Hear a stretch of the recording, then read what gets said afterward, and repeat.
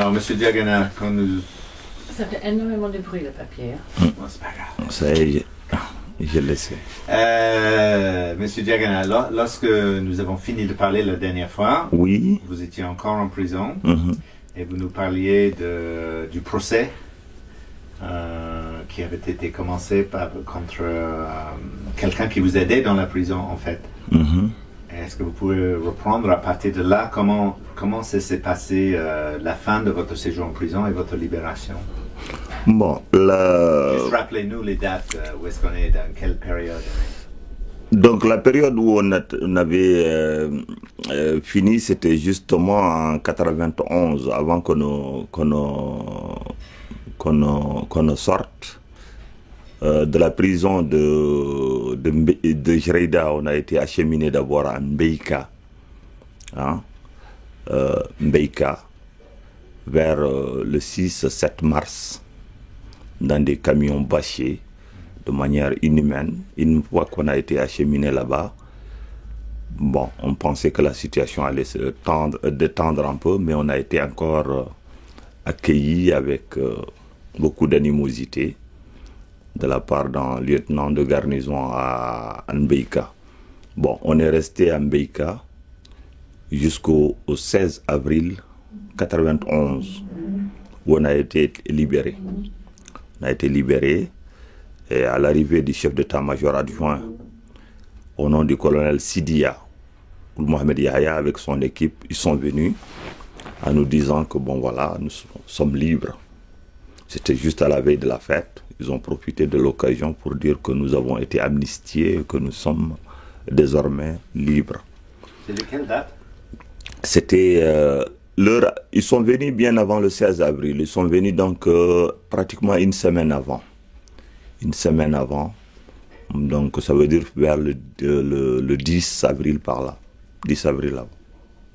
Donc une fois qu'ils sont partis, effectivement, les comptables étaient arrivés pour nous donner ce qu'on appelait des pécules. Des pécules de la valeur à l'époque de 12 000 ouguiyas. 12 000 ouguiyas, quand on compare 12 000 ouguiyas, si à l'époque, je ne dirais pas que ça fait même pas 100 euros quoi. C'est pas l'équivalent de 100 euros. C'était l'équivalent de 50 euros environ. Donc voilà, cette pécule nous a été donnée. C'est en ce moment que nous avons des camions ont été réquisitionnés où chacun avait payé son transport, où on nous avait remis parce qu'on n'avait pas d'habillement. On était plein de poux, sales, crades et tout ça. Bon, à partir de cet instant, nous avons payé des boubous et des pantalons traditionnels que vous connaissez, chacun avec un turban. Et puis on a pris les camions à destination de la capitale Nouakchott, tous à la capitale. C'est à quelle distance de Nouakchott? Mbeika, ça va être environ 400 à 500 km quand même. Oui, c'est vers Tijikja, c'est sur la voie de Tijik. C'est une bonne journée de route, quoi. Voilà, une bonne journée de route. Nous sommes arrivés d'ailleurs dans la nuit, quoi. Bon, si je pouvais faire un feedback par rapport à votre question, ça serait quand même intéressant. Parce que vous m'avez parlé des conditions de détention et quelqu'un qui s'occupait de nous. Il s'agissait de Cherfal, le héros Cherfal, l'adjudant qui a profité de l'occasion en fin 90 pour venir en stage ici en France, qui était un adjudant formidable, qui nous voyait dans des conditions inhumaines, qui nous voyait dans des ateliers de torture, qui, très discrètement, en allant dans nos familles, essayait de nous amener des gâteaux, essayait de nous amener des biscuits, essayait d'informer les familles sur les conditions dans lesquelles nous étions, et essayer de dire à nos familles que nous nous portons bien et que nous ne sommes pas morts. Donc, très aigri par cette situation, voyant que cette situation ne pouvait pas perdurer, une fois qu'il est venu en stage, il a eu contact avec le journal Libération. Il a eu un contact, en l'occurrence au nom du journaliste Ian Smith, c'est ça, hein? Ian Smith, oui. Donc il a eu le contact avec ce dernier après avoir été à l'OPRA pour demander sa demande d'asile politique. Bon, il a été protégé par l'office et ce qu'il a eu, il a eu le courage de dénoncer à haute voix, de vive voix, en disant que je viens de la Mauritanie, je viens dans un camp de détention qui s'appelle Jreida, où on est en train de tuer à petit feu des négro-mauritaniens pour la simple raison qu'ils sont noirs et pour une fausse argumentation qui consiste à dire qu'ils veulent organiser un coup d'État alors qu'il veut tuer son chien, l'accuse de rage. Voilà, son écho a été très favorable au niveau national et au niveau international. Les journaux ont relayé cette information de cet adjudant digne de son nom. C'est ainsi que les médias, en ayant relayé, le régime en place avait pris peur parce que l'affaire avait pris une dimension quand même très importante. D'où ils ont accéléré encore le processus de notre libération, y compris d'autres circonstances internationales. L'appui du président Taya à Saddam Hussein, et parce que c'était l'un des pays qui soutenait en tout cas Saddam Hussein dans sa guerre contre le Golfe, son invasion du Golfe, du Koweït, pardon, son invasion du Koweït. Donc, compte tenu de toute cette situation internationale et nationale, donc il ne pouvait que reculer face, en tout cas, à cette pression nationale et internationale, d'où notre libération. Notre libération n'est due qu'à ces deux phénomènes-là. Mais nous tirons notre chapeau pour cet adjudant qui a eu quand même le courage de venir là en France, de dénoncer, et qui a permis en tout cas une mobilisation des autorités françaises, notamment quelques ministres, Michel Sapin, l'ex-ministre socialiste, Michel Sapin, qui ont été en Mauritanie, et d'autres ONG qui ont été en Mauritanie, tels que Agir Ensemble pour les droits de l'homme, et d'autres qui ont été en Mauritanie, en tout cas pour ces genres de combats, pour nous permettre notre libération. Quand vous étiez libéré, vous étiez combien? Bon, au moment où nous étions en prison, nous étions environ 3500 négro-mauritaniens arrêtés. Ils en ont tué environ 500 et quelques. 513. Dans nos listes, en tout cas, nous avons 513 de militaires négro-mauritaniens assassinés de sang-froid ou qui sont morts juste après les séquelles de torture. En tout cas, ce que nous avons eu à recenser, ils sont 513. Bon, après ces 513 de notre sortie, il y a quelques ans qu'on a appelé le repris. Parce que nous tous, lorsqu'on a été libérés, quand on dit que vous êtes amnistiés, on pensait tous qu'on allait reprendre nos fonctions. On est tous revenus. C'est en ce moment qu'on nous a envoyés en permission libérable, le 9 juillet 91. Permission libérable, j'ai des documents là-dessus parce que j'ai ma permission libérable qui est avec moi ici. J'en ai trouvé une copie. Donc, le 9 juillet 91 pour 25 jours. Une fois arrivé, il y a ce qu'on a appelé le repris et ceux qui ont été, qu'on a jugé que c'était des pestiférés et qu'on a complètement dégagé de l'armée. Je figure parmi cette catégorie d'individus. Au niveau des... à ton avis, pourquoi? À mon avis, je ne peux l'expliquer parce que tout simplement, les gens n'ont pas d'explication à donner. Ou du moins, c'est la peur des officiers, comme on peut le dire. Parce qu'il y a un certain nombre d'officiers où on se disait qu'il faut s'en méfier comme de la peste. Peut-être qu'ils vont vouloir faire un coup d'État, peut-être qu'ils vont vouloir se venger. Parce qu'un officier humilié, c'est quand même dangereux dans une armée. On ne peut pas lui confier dans nos pays. En Afrique, on a toujours vu ça. Des officiers qui ont été humiliés et qui ont le commandement demain ou après-demain, ils peuvent être dangereux. Ils peuvent être dangereux pour le pouvoir en place. Je le justifie par là, mais c'est une justification qui ne tenait pas la route. dans la mesure où on pouvait s'excuser, on pouvait nous réhabiliter, on pouvait nous faire, nous réintégrer dans nos droits pour nous avoir fait du mal. Mais cela n'a pas été le cas. Bon, je pense que la justification de notre libération a été cela, mais sans aucune preuve. Parce qu'en aucun cas... Vous n'avez jamais eu à discuter avec des gens de l'armée pour savoir un peu... Jamais. Il faudrait déjà avoir la possibilité d'accéder à l'état-major. Il faut avoir la possibilité d'avoir un rendez-vous avec le commandement. Et cette possibilité, on ne l'a pas eue. C'est comme si nous n'avons jamais... C'est comme si nous n'étions pas de ce pays-là. C'est comme si nous étions, comme je vous l'ai dit, des pestiférés. Donc, ce qui veut dire que non seulement nous n'avons pas eu les raisons fondamentales qui ont consisté à notre libération, nous n'avons pas non plus la possibilité de les rencontrer pour n'importe quelle autre discussion. Donc, cela nous a été fatal. Donc, au niveau du nombre, remarquez-le bien, peu d'entre nous ont été réintégrés. On peut le chiffrer environ à 500 personnes parmi les officiers et les sous-officiers.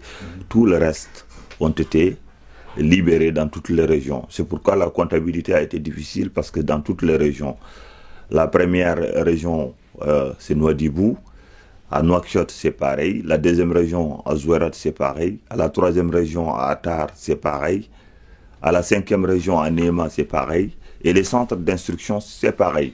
On a libéré massivement un grand nombre de militaires qui avaient été emprisonnés à Tor, à Jérida, Inal et tous les camps de répression.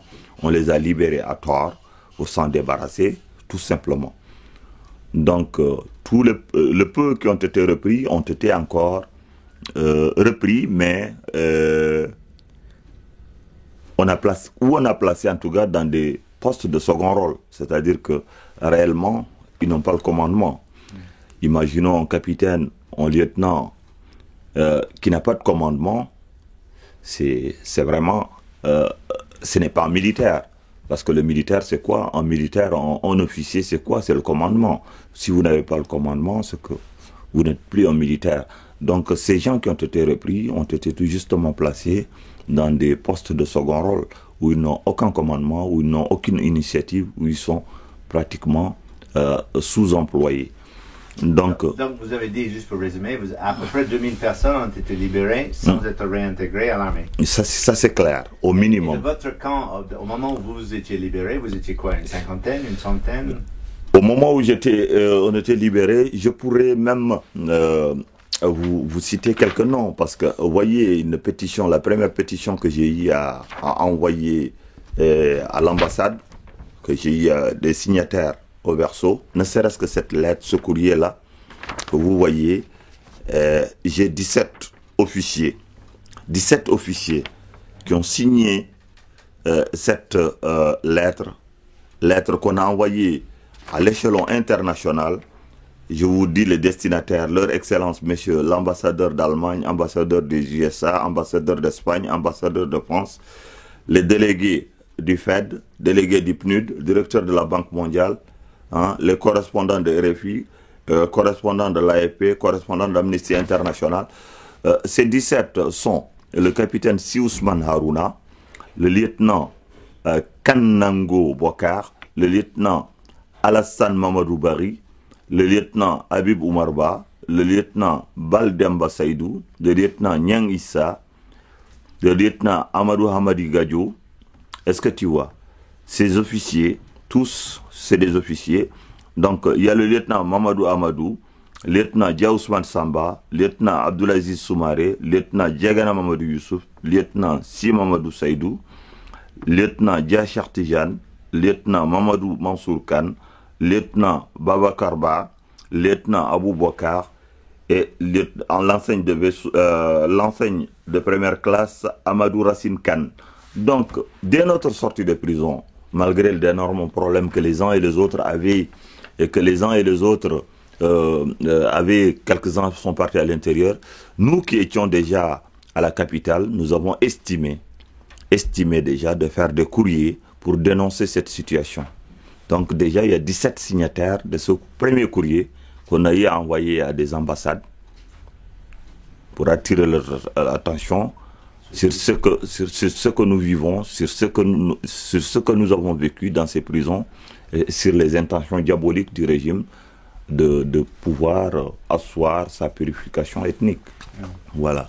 En réalité, c'est ce que nous avons vécu à notre sortie de prison. En tout cas, la permission libérable était un alibi pour nous de se débarrasser de nous, de nous éloigner. Et chacun a pu vaquer à ses problèmes. Ceux qui étaient à l'intérieur du pays ont été amenés leurs bagages parce qu'ils ont été pillés. Quand tu vas chercher tes bagages alors que les soldats ont déjà pillé vos bagages, il ne restait plus qu'à... Vous n'avez plus de Dieu que pour pleurer. Et vous êtes revenu bredouille. Et à qui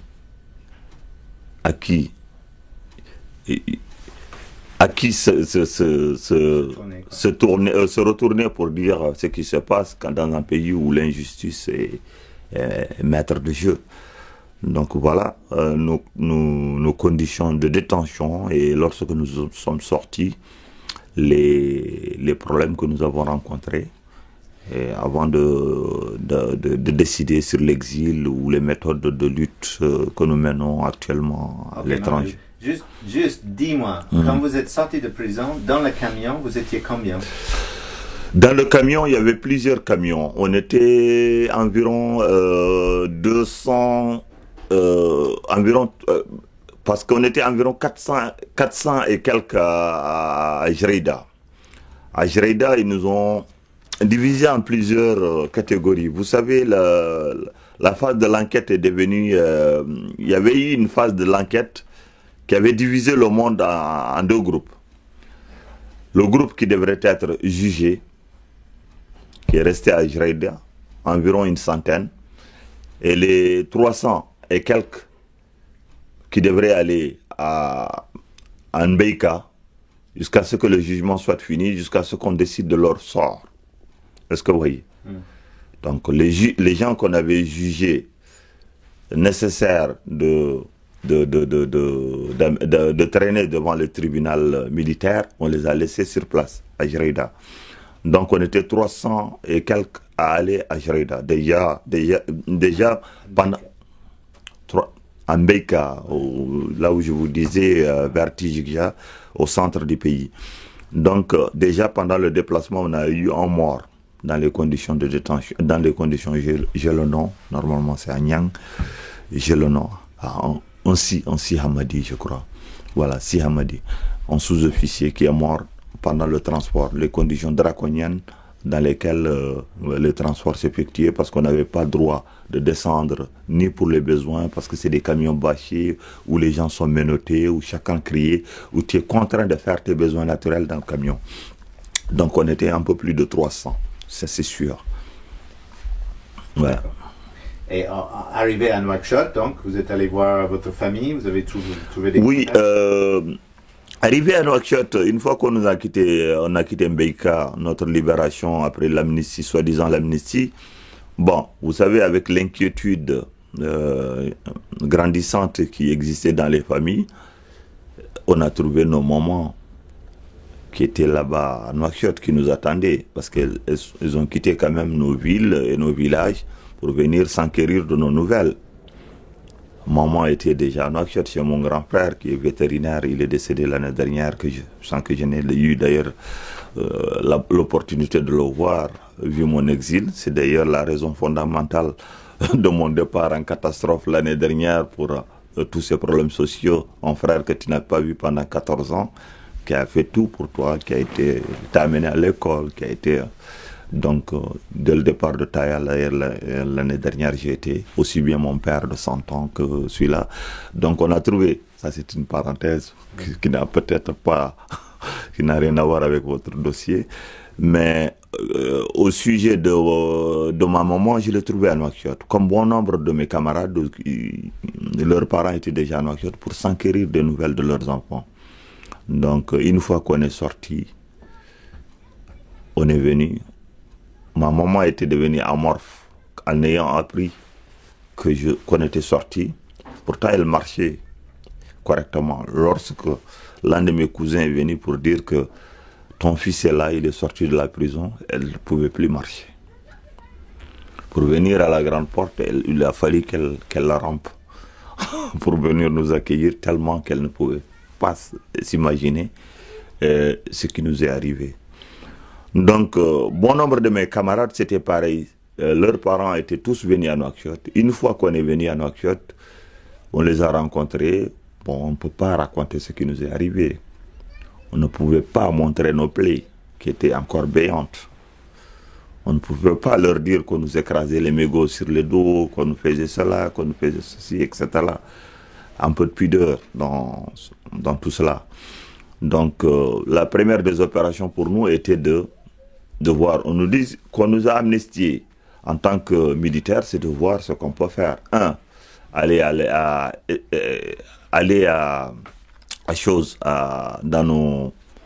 dans nos lieux d'affectation pour voir nos bagages, parce qu'on a laissé dans nos valises et de l'argent de nos soldats qui nous confiaient, parce que vous connaissez le système du Sud, parce que vous avez eu de contact avec eux, et l'argent que les hommes nous confiaient, et de l'argent pour nous-mêmes que nous mettons dans nos valises et autres qu'on avait, parce que le système bancaire, vous savez en Afrique comment ça fonctionne. Bon, on a trouvé qu'on avait été pillé. Rien. Ni vidéo, ni télé, ni quoi que ce soit. Tout ce qui est objet utilitaire avait été pillé. Tout avait été pillé. Arrivé, moi personnellement, j'étais à l'école militaire interne Armes d'Atar. Je me chargeais de la formation des jeunes officiers, des jeunes sous-officiers. Parce que j'étais avec la coopération française, l'AMT, l'assistance militaire technique. Donc en tant que commandant de brigade, d'abord humilié devant ses élèves, je suis venu devant l'état-major, l'EMIA, demandant l'autorisation de pouvoir accéder à nos logements d'officiers. Pour pouvoir récupérer mes bagages, j'ai trouvé que tout avait été pillé. Il n'y avait plus de frigo, il n'y avait plus de valises. Même les cassettes traditionnelles que j'avais, des cassettes traditionnelles, de la musique traditionnelle, même ça plaisait aux gens. Donc, j'avais plus rien. Bon, je rebroussais chemin pour revenir voir Nouakchott. Au niveau habillement, il y avait le frère que je vous disais qui est décédé l'année dernière, où on avait à peu près la même taille, le même truc. Bon voilà, on se prêtait les habits en attendant des lendemains meilleurs. Bon, après cela, il fallait bien aller à l'intérieur du pays, aussi voir son papa, voir les autres amis, ceux qui pensaient qu'on était mort. Hein? Donc, voilà, ainsi va la vie. Une fois parti là-bas, on est revenu à Nouakchott pour voir la situation. C'était ce qu'on vous racontait, c'était le calvaire des rendez-vous devant l'état-major où on nous empêchait de rentrer, où on nous donnait en lieutenant ou en lieutenant pour nous dire, bon voilà, le chef d'état-major a dit que vous attendez encore, pour l'instant rien n'est décidé sur votre situation, sans pour autant pouvoir vraiment rencontrer une autorité qui puisse nous dire qu'est-ce qu'on va faire, qu'est-ce qu'on va devenir. Est-ce que nous sommes des militaires à part entière après nos permissions libérables? Est-ce que vous nous avez mis en permission libérable? D'accord. Est-ce qu'il y a une commission d'enquête? Bon, ils ont dû faire une petite commission d'enquête pour nous entendre, mais la décision était déjà prise à l'avance pour nous dire que nous sommes dégagés de l'armée, quoi. Bon, voilà. En réalité, après notre sortie de la prison, ça n'a été que des manœuvres.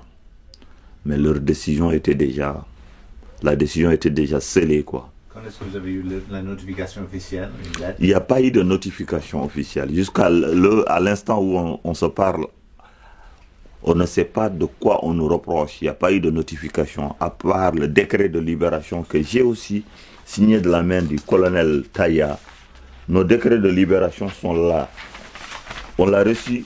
Et ces décrets de libération, je n'ai reçu que par la piraterie, par quelqu'un qui travaille.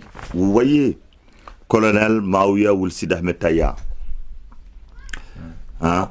C'est un décret de libération qui libère les officiers. Et cela n'a été obtenu qu'après, que largement après notre départ de l'armée. Est-ce que vous voyez? Donc, ce décret lui permettait de nous virer de l'armée. Donc, ce décret-là, par exemple, il y a le lieutenant Mamadou Amadou, le lieutenant Dia Ousmane Samba que vous connaissez qui est avec moi, le lieutenant Abdelaziz Soumaré que vous connaissez aussi qui est avec moi, le lieutenant Diagana Mamadou Youssouf qui est là avec moi, le lieutenant Si Mamadou Saïdou que vous connaissez aussi qui est avec moi ici. Est-ce que vous voyez? Le lieutenant Diachi Artijan qui est là aussi avec moi, le secrétaire général de la CAM même, le lieutenant Mamadou Mansour Khan qui est en promotionnel qui est aux États-Unis. Donc, voilà, par exemple, un décret signé de la main du colonel Maouya Ould Ahmed Taya. La même personne. La date, 4 septembre 91. D'accord. Le 4 septembre 91. 5 mois après votre libération. Donc voilà, c'est pour vous dire que tout était scellé à l'avance, tout était fait à l'avance. Et c'est la même personne, le même colonel qui continue à dire qu'il ne savait pas ce qui s'était passé. Alors que sa signature est opposée à un décret de libération sans savoir pourquoi ces officiers ont été libérés. Pourquoi et comment. S'il n'est pas responsable, et là, la preuve en est là, elle est éclatante. Elle est signée de sa main, le colonel Maouya Ould Ahmed Taya. Et ça, c'est grâce à des personnes que nous connaissons, à la présidence, que nous avons pu en tout cas avoir accès à ça. Sinon, jamais, au plus grand jamais, on ne saura qu'il avait signé même nos décrets de libération. Voilà. C'est une preuve éclatante de la magouille et du style des injustices en Mauritanie. Donc, combien de temps vous avez passé à Nouakchott après votre libération? Après ma libération, on est sorti en avril. Moi, j'ai quitté à Nouakchott en octobre, en fin octobre. Pourquoi d'ailleurs? Pourquoi? Je vais vous le dire. Parce que nous avons commencé un bras de fer qui consiste à faire rétablir le droit et la justice. Je vous ai cité cet écrit-là, notamment, des 17 officiers. La pétition. On a commencé à militer, à faire valoir nos droits. Nous avons commencé à contacter ce qu'on appelle aussi les avocats, les Mbrahim ou les Betty que vous voyez aujourd'hui. Vous avez vu les Maroufa Diabira et d'autres avocats qui se sont portés en collectif d'avocats pour nous aider à retrouver notre dignité, à retrouver nos droits. Nous avons contacté un certain nombre de médecins, des médecins qui sont des médecins vraiment indépendants, qui ont trouvé nécessaire qu'après les tortures que nous avons subies, de nous voir, d'où le certificat médical aussi, je l'ai ici, du médecin. Est-ce que vous voyez, nous avons eu à contacter tout ce monde-là pour essayer donc de rétablir nos droits. Le certificat médical que je disais, il est là. Le certificat médical qui avait été signé par le médecin, qui est là. Donc, vu ce bras de fer que nous avons entamé pour essayer d'enclencher une procédure judiciaire en Mauritanie, on a commencé à nous mettre le bâton dans le roue. Après cet écrit, nous avons jugé nécessaire de faire un grand écrit sur l'éclairage de ce qui s'est passé. Notamment, le brouillon avait été fait par Abdelaziz, et puis nous nous sommes retrouvés pour le corriger, où on a intitulé le titre nos quatre vérités. Notre part de vérité. J'ai le texte. On l'a aussi sur le site de l'OCBDH. Notre part de vérité. Le voici. Donc, nous avons commencé donc un bras de fer. Ce bras de fer qui consistait à faire la lumière sur ce qui nous est arrivé, comment nous avons été torturés, comment cela a ressemblé en carnage à une boucherie humaine. Bon, vu ce bras de fer que nous avons commencé, il y avait des menaces qui ont commencé à pleuvoir sur nos têtes, des intimidations. Il y avait des intimidations, il y avait aussi des méthodes qui consistaient à nous diviser, à vouloir promettre merveille à quelques-uns et à essayer de diviser, comme cela fut le cas de nombreuses fois en Mauritanie. Quand on essaie de voir qu'une association ou un parti ou un groupe d'individus commence à avoir de la puissance, on essaie de les scinder en deux pour essayer qu'ils n'aient pas la force d'agir. Donc, qu'est-ce qui s'est passé? On s'est vu beaucoup intimidés et quelques-uns de mes camarades, j'étais peut-être célibataire avec 2 ou 3 autres, tout le reste, tous mes autres amis qui sont là ou ailleurs ou là-bas, ils étaient mariés, ils étaient beaucoup préoccupés quand même au quotidien. Parce que quelqu'un qui n'a plus de salaire, qui n'a plus de trucs, effectivement, il faut nourrir les enfants. C'était tout à fait logique. D'où quelques-uns ont commencé à faire le taximan, d'autres ont commencé à s'occuper un peu, d'autres des cultures maraîchères. Donc, on a commencé à s'occuper. Donc, en réalité, j'étais avec 2 autres, on était devenus des singletons, on n'était que 2 ou 3 maintenant à pouvoir s'occuper de tout ça, à aller voir les avocats, vers cela. Bon, ça ne pouvait pas continuer, d'autant plus que on est menacé. Venir devant l'état-major, on nous intimide. Moi qui faisais le témoignage des militaires devant l'état-major, ceux qui ont eu des trucs, qui ont eu peur de faire leur témoignage, je ne pouvais les rencontrer que devant les états-majors ou ailleurs. Dès que je les rencontrais, j'essayais de faire leur témoignage. Dans l'affaire Eli Oulda, comme par hasard, j'ai eu à reconnaître même quelques-uns qui faxaient ces documents-là, que c'était mes écritures. Donc, l'histoire a donné raison qu'il fallait faire ce témoignage-là, qu'il fallait faire ce genre de combat-là, qu'il fallait faire, pendant que les mémoires étaient encore vivantes, qu'il fallait faire ce genre de témoignages-là. Dans l'affaire Eli Oulda, j'ai eu de grandes surprises parce que je voyais mes écritures de quelques soldats qui me revenaient par fax à partir de Nouakchott. Donc, vu tout cela, mais raconte-nous un peu ces intimidations, ça donnait quelle forme?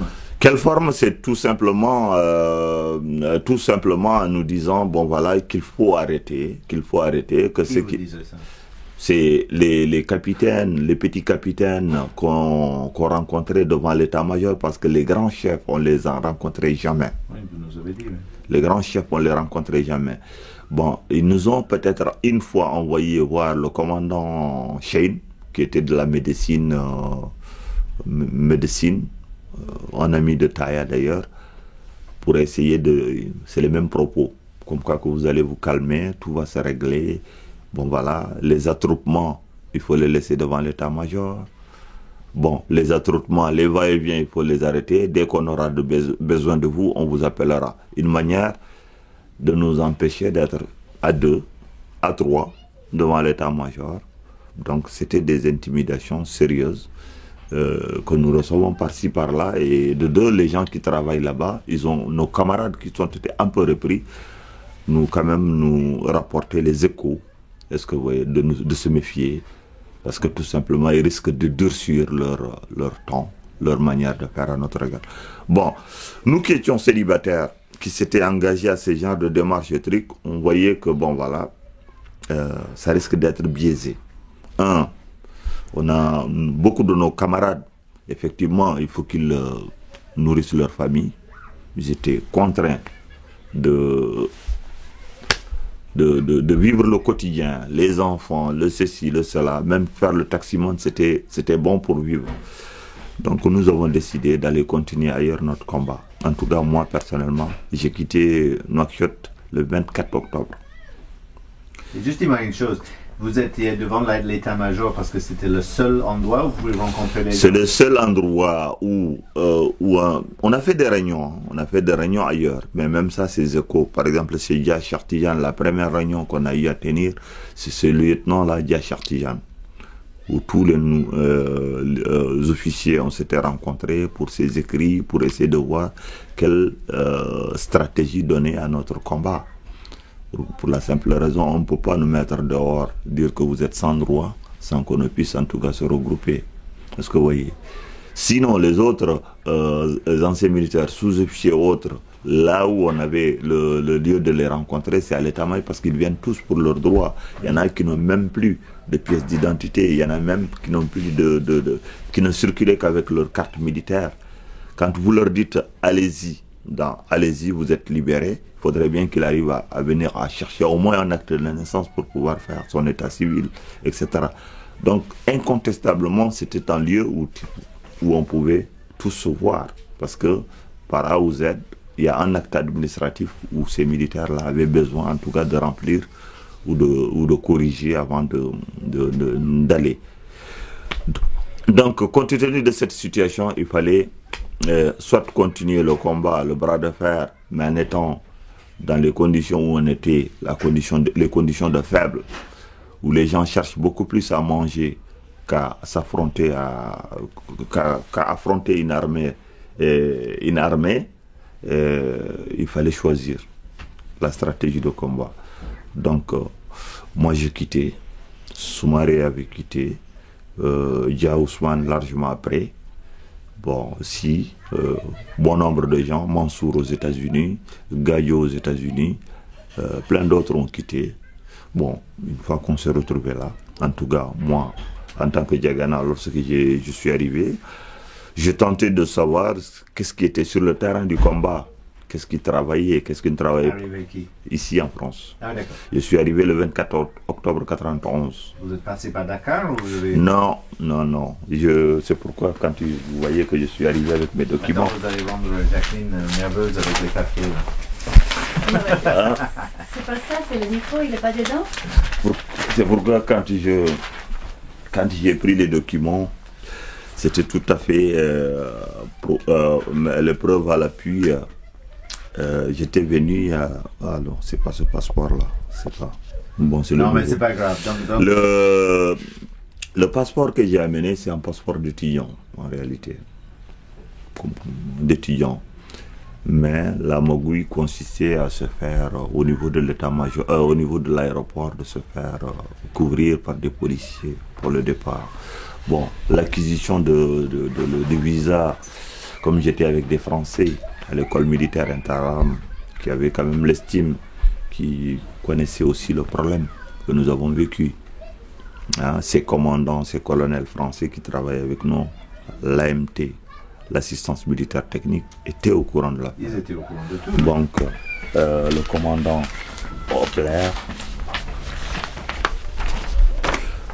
vous voyez, ça s'est fait par un Français. Donc, le certificat d'hébergement. Donc, tout était clean. Et tout était une complicité tout à fait normale pour sauver la vie d'un homme.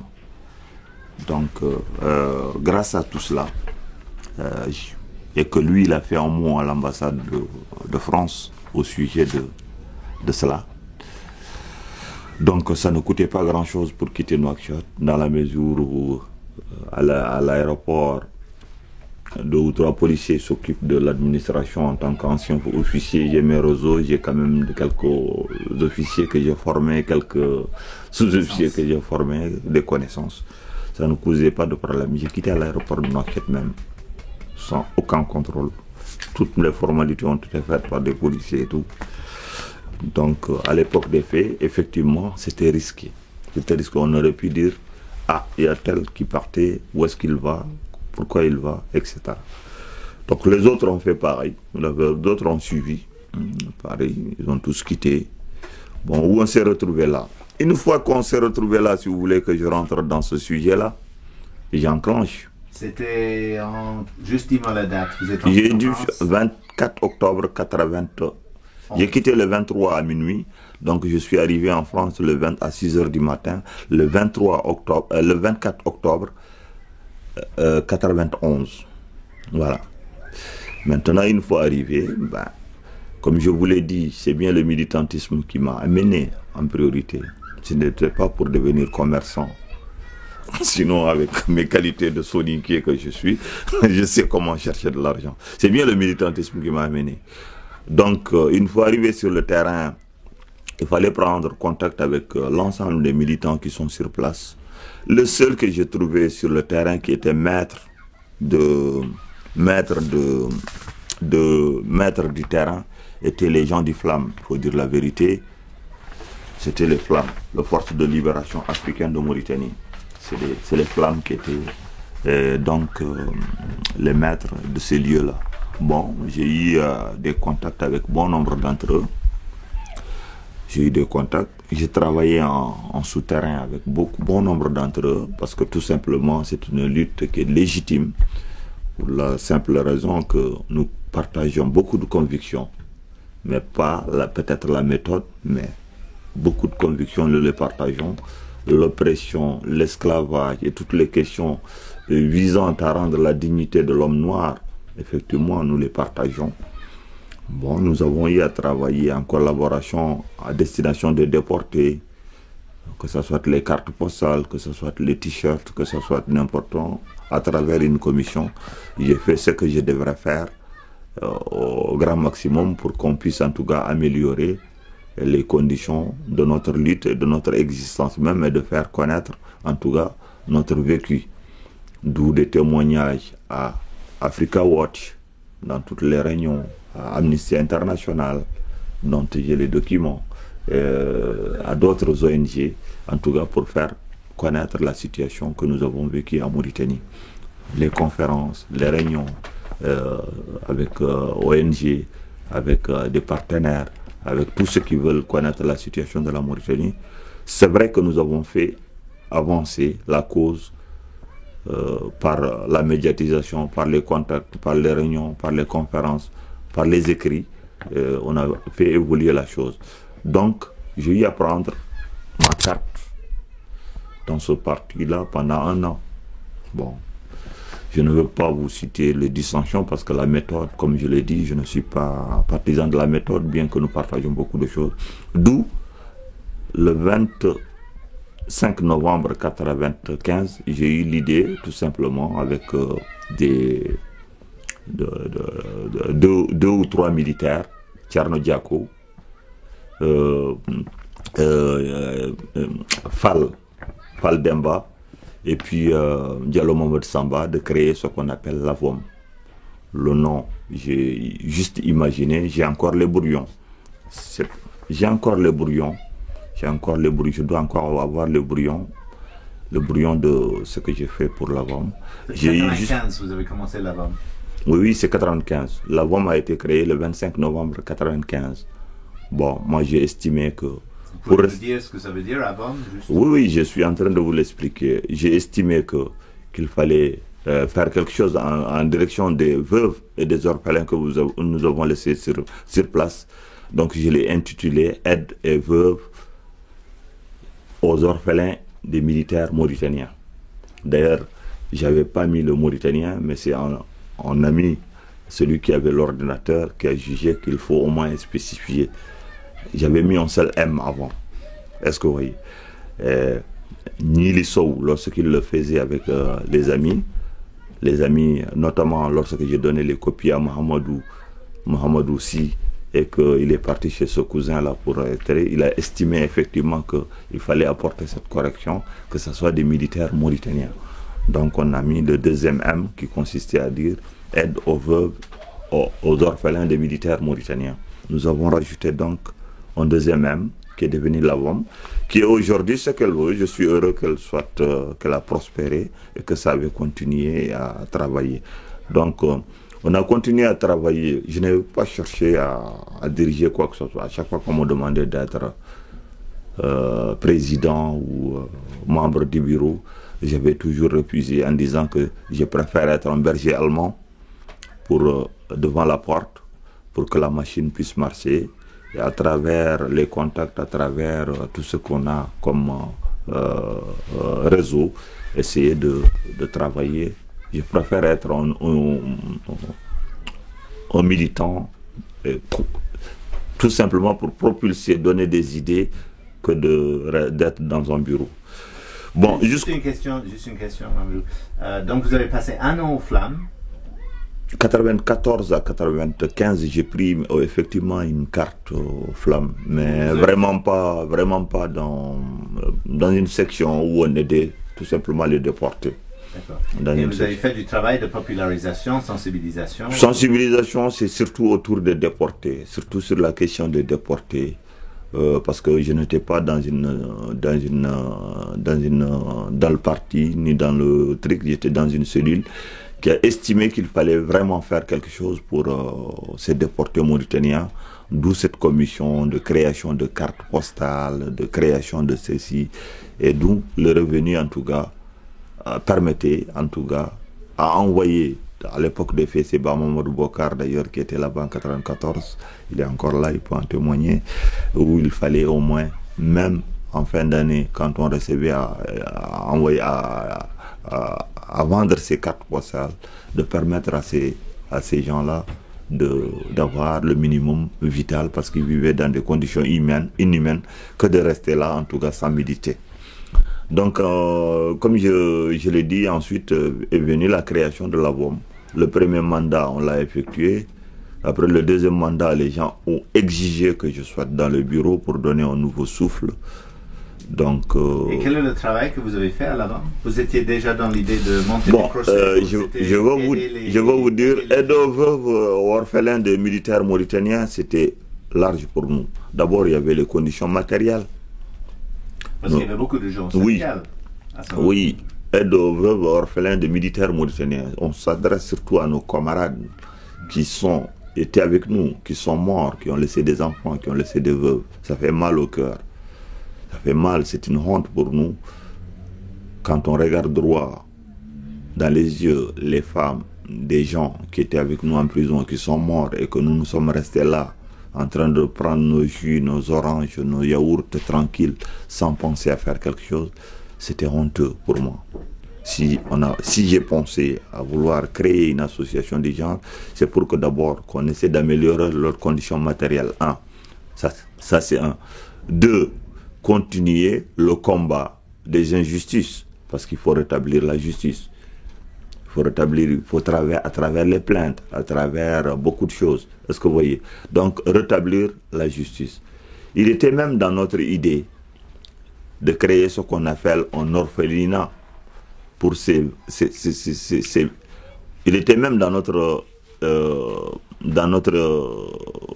nos objectifs de créer ce qu'on appelle un orphelinat, de créer des classes pour pouvoir s'occuper de l'alphabétisation de ces gens-là. Mais c'était des projets ambitieux. À la création d'une association, on projette des choses, mais si les moyens ne les permettent pas, vous ne pouvez pas les réaliser. Mais néanmoins, il était mieux de les projeter. Et je vais vous en citer quelques-unes. Il est arrivé où nous avons fait ce qu'on appelle le ramassage des médicaments en les envoyant, des médicaments utiles, qui sont utiles pour ces populations-là, en les envoyant aux médecins, notamment à Dr Dia. Dia, celui qui s'est occupé de ces veuves-là, de ces rescapés militaires, etc., qui ne se soignent pas, qui ont des problèmes de joindre le debout. Donc, en regroupant ces médicaments, la VOM, à la première version, ou la deuxième version, je veux dire le deuxième mandat, a pu quand même récolter ce matériel, y compris le matériel de restauration, parce qu'il était dans notre idée de permettre à ces femmes d'ouvrir un restaurant pour essayer de pouvoir fructifier à travers les cuisinières, les frigos et autres, ou d'ouvrir un restaurant pour essayer de pouvoir nourrir leurs enfants. Mais ce matériel dont vous parlez étaient ici en France? Non, en Afrique. Non, à Nouakchott. Parce qu'on s'est rendu compte de la difficulté, justement. Parce qu'on s'est rendu compte de la difficulté d'envoyer ce genre de matériel, où quand nous les envoyons, ça amène beaucoup plus de problèmes que ça ne résolve. Parce que celles qui sont sur la vallée réclameront leur part, et celles qui sont en Nouakchott réclameront leur part, etc. Alors qu'on s'est rendu compte de la difficulté de ce genre de choses On s'est rendu compte de la difficulté de ce genre d'opération. Donc ce qui est sûr que ce qui a été le plus rentable et le plus formidable, ça a été le matériel médical, où Dr Dia Vous pouvez consulter les gens, les rescapés ou autres, en tout cas, pour pouvoir faire. En tout cas, la VOM était faite pour ce genre d'ambition, pour essayer d'améliorer les conditions matérielles, et réduire ces injustices-là, et essayer de rétablir ces injustices à travers un jugement exemplaire de ceux qui ont commis ces genres de bêtises. C'est-à-dire les tueries extrajudiciaires, etc., les tortures et autres, pour essayer d'engager des procédures qu'il fallait ici en France pour essayer d'arriver en tout cas à abattre le système par les droits de l'homme. Par les droits de l'homme en disant un certain nombre de choses. Bon, nous ne dirons pas que les objectifs sont atteints, nous ne dirons pas que la VOM n'a pas fait grand-chose, mais il est arrivé à un moment donné où il y a eu des dissensions, parce que dans le mandat de Dia Ousmane, où j'étais secrétaire général, moi-même, on m'a exigé d'être dans le bureau, je ne voulais pas. J'ai toujours dit que bon, je préfère être un conseiller, un guide, un truc. Bon, Dia Ousmane, lorsqu'il est revenu, on a exigé à ce que je sois le secrétaire général de la VOM. Bon, je l'ai accepté volontiers. La première des choses que j'ai faites, c'est de dire, bon, nous allons faire des ateliers, parce que le dossier judiciaire traîne. Faldemba peut en témoigner, parce que Faldemba, j'avais fait des formulaires sur les plaintes contre Taya, où il avait été où il a photocopié au niveau de son boulot, en plusieurs exemplaires, de telle sorte que chacun, on puisse faire des ateliers, même ceux qui ne peuvent pas écrire, qu'on écrive, que chacun écrive son vécu. Qu'est-ce qu'il a vécu en Mauritanie, pourquoi nous en sommes là, etc. De telle sorte que le jour où on peut engager une plainte, qu'on puisse le faire. Bon. Il s'est avéré qu'en ce moment, il y a eu un colonel qui était dans la commission d'enquête qu'on appelle Babi Ousseinou, qui était venu en stage. Disons en stage, je m'excuse, qui était attaché militaire, pardon. Bon, il avait des problèmes avec le colonel Bourès, le chef d'état-major national de l'Algérie. De l'Algérie, je pense que de là-bas, ils l'ont enlevé, il est venu là, ils l'ont mis comme attaché militaire. Bon, comme attaché militaire, lorsqu'il est venu, finalement, il a eu des problèmes avec eux. Lorsqu'il a eu des problèmes avec eux, il ne voulait pas rentrer au pays parce qu'il se disait qu'on allait le tuer. On l'accuse de quoi? Parce que nous, on avait porté plainte contre Eli Oulda. On l'accusait d'avoir peut-être... qu'il était d'intelligence avec l'opposition.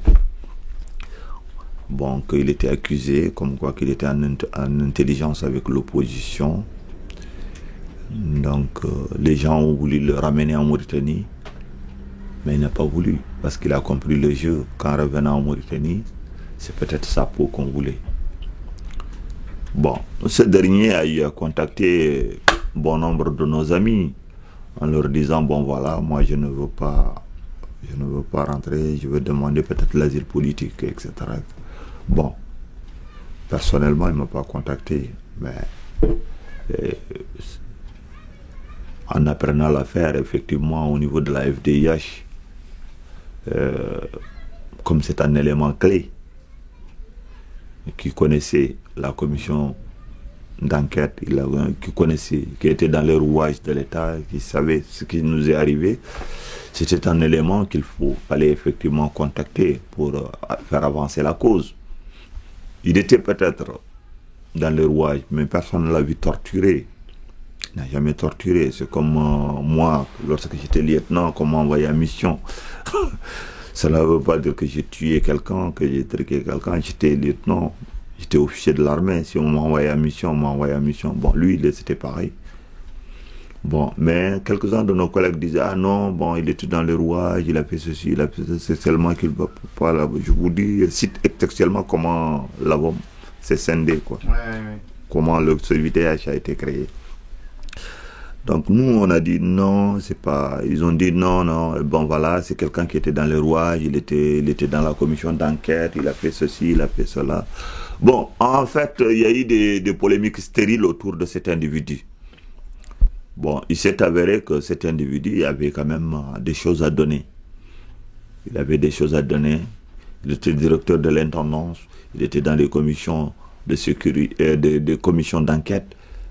Donc il était proche, certes, de Taya. Donc là, tout d'un coup, il est dans l'opposition, il rentre dans l'opposition, il est mécontent, il avait des choses à dire. Ben, laissons-nous le dire ce qu'il avait à dire. Je pense que c'était opportun de savoir ce qu'il avait à dire. Il était opportun de l'écouter, de l'approcher, de savoir ce qu'il avait à dire. Tout en sachant. Si les gens avaient quelque chose à lui reprocher, pourquoi pas porter plainte? C'est l'ultime solution, nous sommes dans un pays de droit. Si les gens avaient quelque chose à le reprocher, que vous avez des preuves tangibles, même mon propre papa, on porterait plainte, ça ne me cause pas de problème.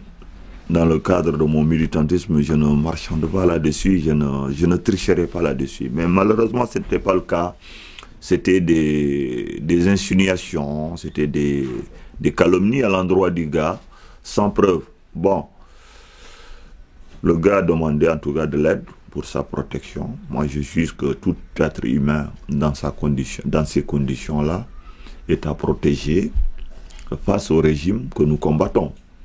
Donc, je n'y voyais pas d'inconvénient qu'au niveau de la FDIH, que les gens puissent le rencontrer, que les gens puissent l'aider à retrouver en tout cas sa dignité d'homme et de le protéger face à un régime qui veut le tuer.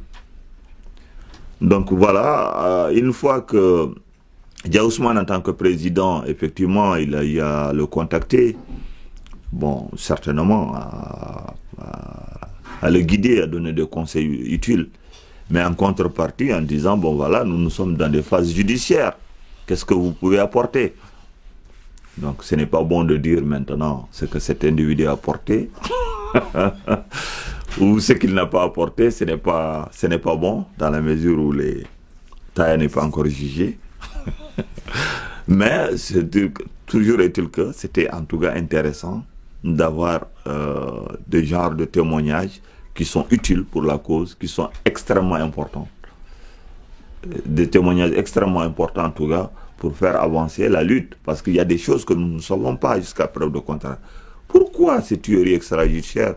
Pourquoi ces déportations des populations vers le Sénégal et le Mali? Pourquoi tout d'un coup ce pays est en ébullition ou c'est la chasse à la sorcière?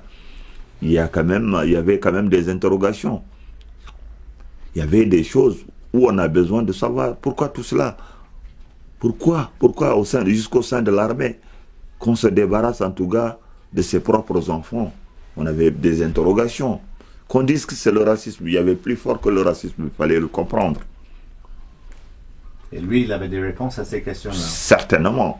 C'est inéluctable, c'est irréfutable. Donc, pourquoi un mec comme ça, on voudrait bien qu'on le fasse taire, dans la mesure où il a balancé dans le camp de l'opposition, ou qu'il est lui-même aujourd'hui victime de ce régime-là? Si réellement on n'a rien à lui reprocher, il faudrait mieux, en tout cas, tirer le bon côté, essayer de positiver dans le cadre de l'opposition, essayer de positiver pour avancer, pour faire avancer la lutte. Et surtout, si on n'a pas les mains ensanglantées. Nous, aujourd'hui, les gens, ce dont on poursuit aujourd'hui, c'est cette racaille d'officiers qui sont en Mauritanie. L'exemple d'un individu qui se permet de pendre 28 à la veille dans 28 novembre 90, cet officier, on ne peut pas l'accepter dans une armée. Est-ce que vous voyez? Mais dire qu'un officier était dans une commission d'enquête, qu'a-t-il fait, qu'a-t-il dit, qu'a-t-il diligenté, a-t-il permis l'exécution de quelqu'un? On n'en a pas vu. Et d'autant plus qu'il n'était qu'assesseur. Il était assesseur. Le débat, juste parce qu'on ne va pas passer beaucoup de temps là-dessus, mais le débat avec vos camarades de l'AVOM, j'en arrive. Ousmane et compagnie, c'était sur la fond ou c'était sur la forme? C'était sur le fait que vous n'avez pas consulté? Non. Large et démocratique là-dessus. Non, ce n'est simplement qu'ils n'étaient vraiment pas d'accord, y compris sur le fond de l'affaire. Non, ça n'a même pas été l'objet d'un débat. Ils ont reproché au président d'avoir pris contact avec Babi, de l'avoir aidé à avoir ses papiers. C'est tout. D'avoir aidé à avoir ces papiers au niveau de l'opéra. Ils disent, d'abord, c'est faux parce que au niveau individuel, moi je suis Diagana, n'importe quel Mauritanien peut venir me voir au niveau individuel. Si j'ai mes amis d'antan à l'opéra, si je sais son problème et que c'est réel, je l'aiderai à avoir ses papiers. Je ne demande pas l'avis de l'OCVDH ou de l'AVOM en tant qu'individu, en tant qu'humain. Donc ce qu'on a reproché à Ousmane, Dia Ousmane, c'est que Dia Ousmane n'a pas fait d'abord au nom de l'AVOM, elle l'a fait en tant qu'ancien officier, en tant qu'humain, face à un individu qui est en détresse, qui, une fois rentré en Mauritanie, on peut le tuer. Est-ce que vous voyez? Parce qu'on suppose que les gens de la commission d'enquête, ils sont deux à avoir peut-être une copie de cette commission d'enquête. Bon. Donc, une fois que cela, je vais en venir parce que c'est extrêmement important, peut-être, je ne sais pas, bon, là, je ne sais pas, ce reportage, combien ça va vous servir, mais vous avez voulu, pour moi, c'est intéressant parce que ça retrace l'histoire. Si j'ai des copies, ça me permet, un jour ou l'autre, me repérer, ou quelqu'un d'autre qui l'écoutera, saura notre cheminement, ce qu'on a fait, ce qu'on a pu faire, et confronter même cette vérité avec d'autres. Je ne dirais que ce qui a existé, autrement, je ne le dirai pas. Okay, on va peut-être d'ailleurs faire une pause, Mamadou, parce qu'il y a exactement 0 minute qui reste sur la bande. D'accord, sinon j'allais vous expliquer succinctement. On va commencer la deuxième bande là-dessus. Et sans pousser la table, s'il te plaît. Non, mais toi, tu fais ça, pousse comme ça, et moi, je vais